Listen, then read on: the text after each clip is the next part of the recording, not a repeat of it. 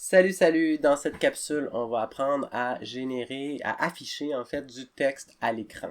Ça va nous servir dans différents cas de figure, par exemple pour faire afficher des interfaces graphiques où est-ce qu'on a besoin de texte, des menus, des listes, des boutons, et possiblement aussi d'afficher du texte comme par exemple pour un menu d'aide ou des tutoriels du texte un peu plus littéral, ou finalement, également, on peut utiliser le texte de la même manière que on a utilisé tous les éléments visuels qu'on a vus jusqu'à présent. Donc, les utiliser comme des éléments actifs, dynamiques dans une page, par exemple pour faire des formes de poésie générative. Donc, on peut intégrer le texte également de cette manière-là. Pour afficher du texte, très simple, on va tout simplement appeler la fonction text, T-E-X-T. Et la première chose qu'on va faire, c'est qu'on va afficher ici, on va mettre entre guillemets, donc on va afficher ce qu'on appelle un string ou une chaîne de caractères. Et ça vient entre guillemets. Donc tout ce qui est entre les guillemets, finalement, ça va devenir mon texte. Et finalement, je vais devoir ajouter deux autres éléments qui vont correspondre à mes coordonnées X, Y. Je vais juste vous montrer quelque chose. On va mettre 0, 0. Puis on va voir quelque chose. Donc, en fait, qu'est-ce qu'on voit? On voit pas grand-chose. Je vais changer la couleur pour qu'on voit un petit peu mieux qu'est-ce qui se passe. Je vais mettre du rouge, ok? Donc, et là, je sais pas si vous voyez, mais en tout cas, il y a des petits points ici qu'on voit. C'est comme si, en fait, on voit les petites pattes du texte, le J, par exemple, puis un petit peu les pattes des lettres comme le M et tout ça. Donc en fait le texte il est là mais il est comme au-dessus ici. Puis ça nous informe sur comment ça fonctionne texte. Ok, comment ça s'affiche? Ben ça s'affiche à partir du point si on veut en bas à gauche. Alors si j'ai mon texte ici comme bonjour le monde. Ben, le point XY, il va se retrouver à être à peu près ici. Ok, là, c'était mon point 0, 0. Fait qu'il suit un peu, si on veut, là, la ligne, ok, horizontale, sur laquelle est un peu comme ça, la ligne sur laquelle est comme écrit le texte, finalement. Donc, si on veut voir un peu mieux mon texte, évidemment, il va falloir peut-être le bouger ailleurs. Fait que ce que je vais faire, je vais le baisser un peu. Je vais le mettre je vais regarder son X au même endroit, mais je vais changer son Y pour être en plein milieu de la fenêtre. Et là, vous voyez maintenant que là, on voit le texte qui est affiché ici.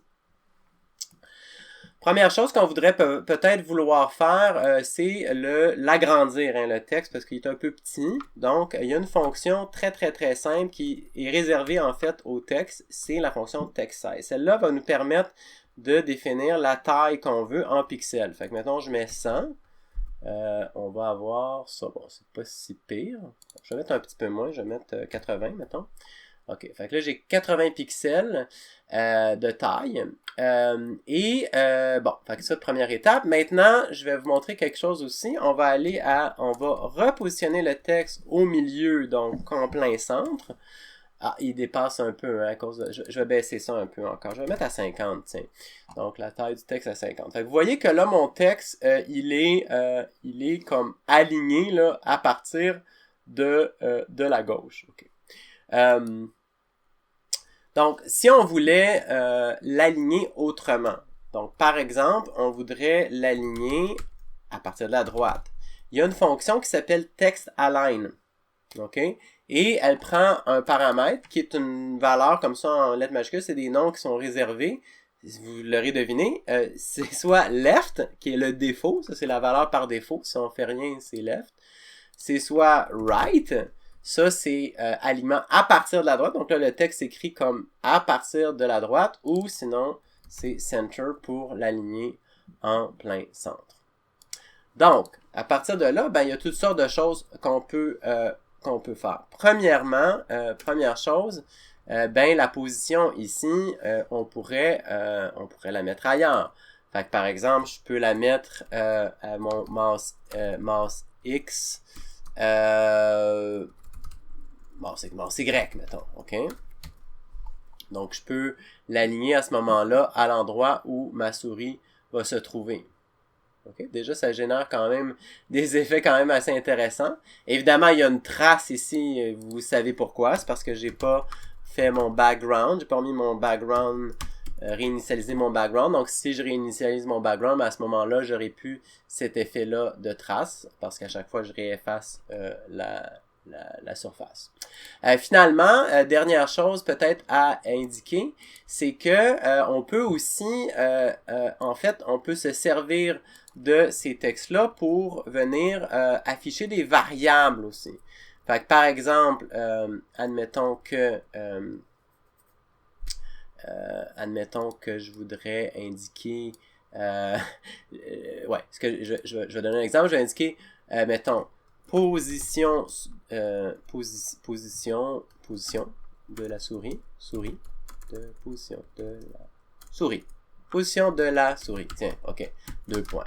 Fait que là, je voudrais dire, j'aimerais montrer, puis ça, la position de la souris, je vais la mettre au centre, en fait, je vais la mettre presque en bas.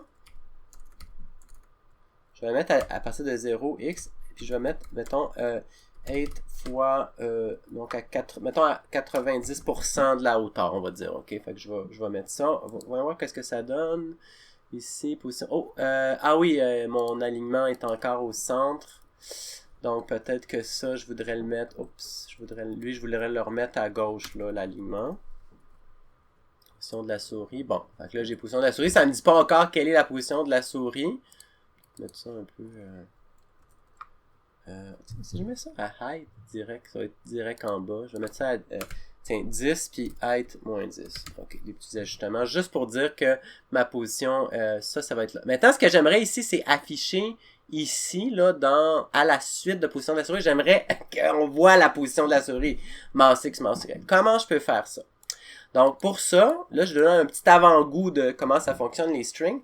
Je peux utiliser l'opérateur plus. Mais attention, parce que on sait que si je prends une variable, je fais, tu sais, je sais pas, mouse x plus mouse, ou genre int, mettons j'ai un int qui s'appelle x, je fais x égale x plus 2, ben, je vais ajouter 2.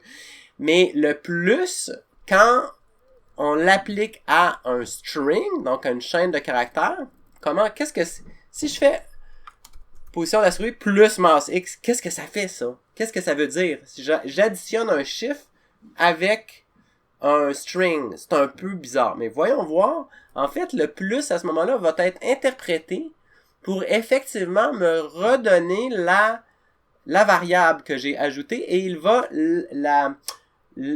si on veut l'ajouter, le mettre à la suite de...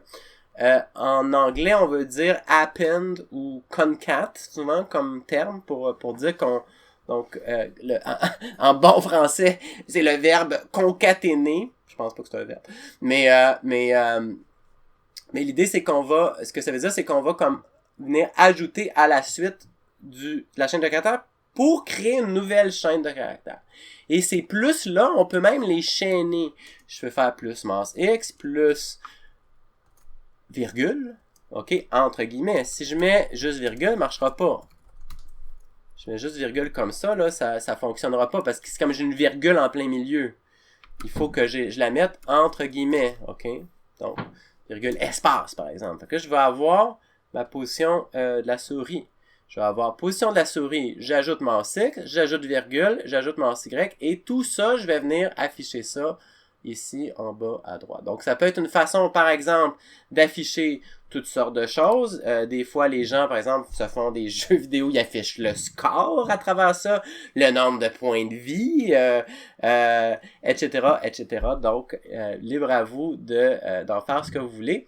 Donc, je vous laisse là-dessus. Je vous laisse vous amuser avec les textes. Et je vous dis salut, salut!